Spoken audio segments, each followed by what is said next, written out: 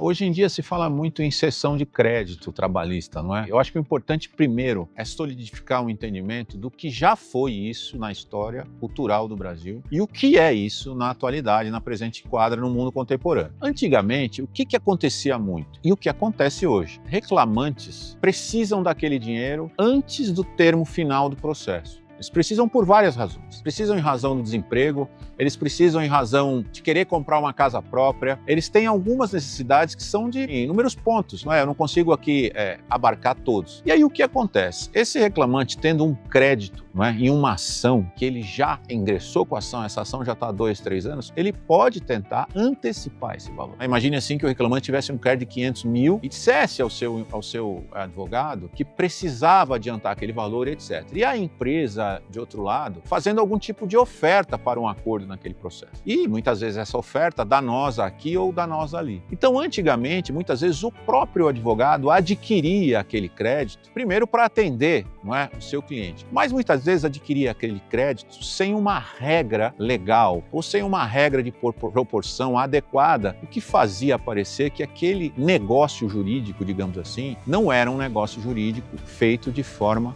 correta, feito de forma lícita, feita dentro dos padrões. Então, o processo de 500 mil se comprova por 50 mil. Realmente, se isso aconteceu ou veio a acontecer, seria um absurdo. Mas o tempo passa e nós começamos a ver no mundo contemporâneo a existência de empresas vinculadas efetivamente a todo um arcabouço legislativo e legal, como CVM, como outros órgãos de controle, que foram criadas com dinheiro lícito, legítimo, para antecipar esses valores através de um instrumento jurídico também legal, chamado cessão de crédito. Então a empresa observa que aquele reclamante, ou aquele advogado, tem um valor de 1 milhão para receber, ela faz um deságio nesse valor, recebe a cessão para poder receber esse crédito, pagando 700 mil, 750 mil para aquele reclamante em troca dessa cessão. Por que isso parece ser interessante nos dias de hoje? Porque se este mesmo empregado for buscar no mercado esse valor, seja através da utilização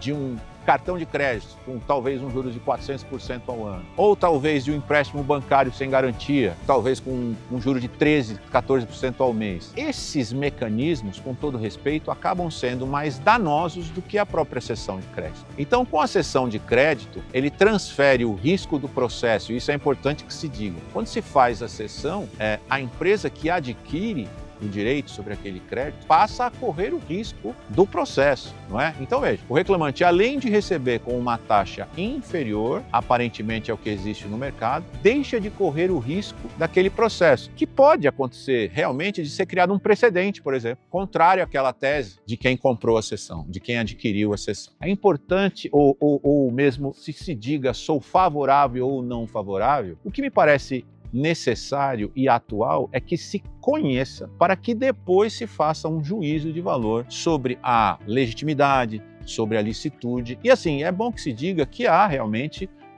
pessoas tentando fazer isso e que não são aptas a fazer isso. Então é muito importante que tanto o advogado como o reclamante que optem por fazer uma eventual cessão de crédito, que eles procurem quem seja efetivamente vinculado a este tipo de negociação, a um fundo sério, a um contrato decente, claro, não é, sobre tudo que pode ou não acontecer em razão dessa cessão de crédito. Discutidos anteriormente, como a natureza jurídica de um crédito que foi cedido, nós já temos precedente do próprio Supremo Tribunal Federal dizendo claramente que esse crédito não perde a sua natureza jurídica. Evidentemente que aqui, sendo técnico e correto, essa discussão não ocorreu dentro de um processo trabalhista, mas ela ocorreu no Supremo Tribunal Federal para dizer que a natureza jurídica do crédito não é alterada simplesmente pela sua cessão. Então esse me parece um ponto também já bastante relevante, além da recente alteração legislativa que trata de recuperação judicial e falência, que trata do tema no mesmo sentido, preservando essa garantia